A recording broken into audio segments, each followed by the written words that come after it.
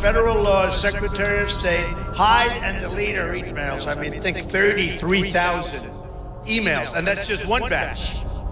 It's a lot of wedding talk. It's a lot of wedding talk. Put classified information in the reach of our enemies, lie to Congress, and sell government favors and access through the Clinton Foundation.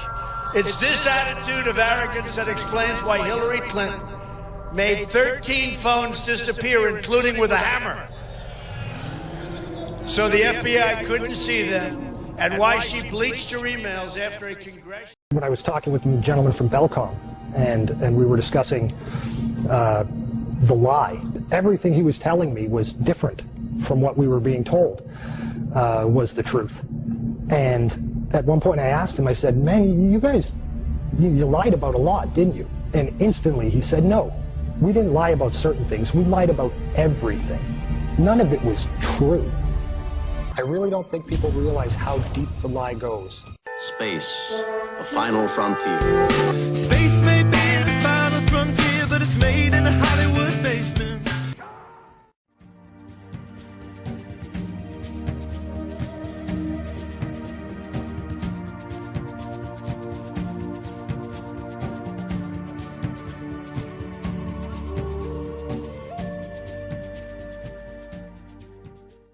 None of us on our best days is going to fool God. So the end result of this behavior, the walking dead among us, spiritual and mental malfunction happens, folks, when people reject obvious truth and love to lie. Such behavior creates a devastating conflict in your spirit and your mind. Your mind is naturally built to work along channels of faith and truth. To be healthy and productive, your mind and spirit needs faith in what it's doing.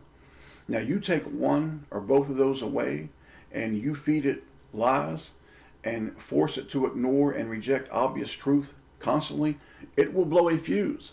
It will burn out. It will malfunction. Thus, in America today, most brains are malfunctioning on a regular basis due to the lies fed to them constantly. I give you proof. Real easy. We live in a nation, and all Western cultured nations, where the vilest, evil, filthy oppressors are regarded as the saviors of the world. In fact, billions refer to them as the chosen of God. Now, I challenge you to take a minute and really give serious thought to what I'm telling you. We currently live in a country where the evil that steals, poisons, murders, kidnaps, extorts, lies, rapes, and pillages are hailed as the saviors. Think about that, man. How can this type of mass delusion even be possible? Surely, you've asked yourselves, how can this deceit be this damn great and powerful? Let me show you why. Stay with me, because this applies to many of you as well. Let me give you just 4 short little verses from God that explain it all. Just little verses that God says, let me tell you what's really going down here. All right? These are the masses and the strong delusion. Now, I want you to think hard. Really let it touch you, man. Really understand what's really going on. Because when you leave the video, you'll really understand who's behind it and why it's all happening. Romans 11:8 says, according as it is written, God hath given them the spirit of slumber, eyes that they should not see, and ears that they should not hear unto this day. Who's doing that? God. A spirit of slumber. They don't care to learn. They don't desire it.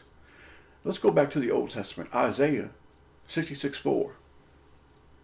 I, talking about God, I also will choose their delusions and will bring their fears upon them.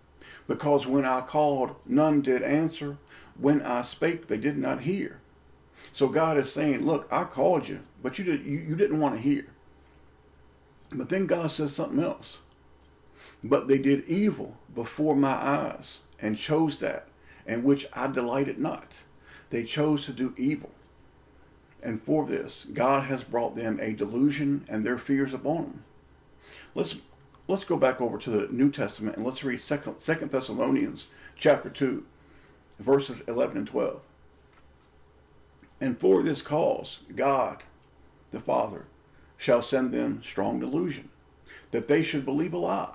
Think about that now. Here's God saying, I'm going to send you a strong delusion so you will believe what? A lie. 12, that they all might be damned. Here's God damning them, who believed not the truth, but had pleasure in unrighteousness. Now, in reading that, it becomes obvious who is responsible for this mass delusion in Western cultured nations. Is it the devil? Is it the Jews? They do the work, but who's truly the one who brought this delusion? God brought it, and he tells you why he did it. Because they did not listen, they desired the lie. They desired what was bad, and when he called them to change, they refused. Now, God Almighty, the one true Creator, has blinded them. And if God blinds you, man, if God Almighty blinds you, you're blind. There ain't no coming out of that unless God says, I'm going to remove the blindfold. If God don't remove it, you're done.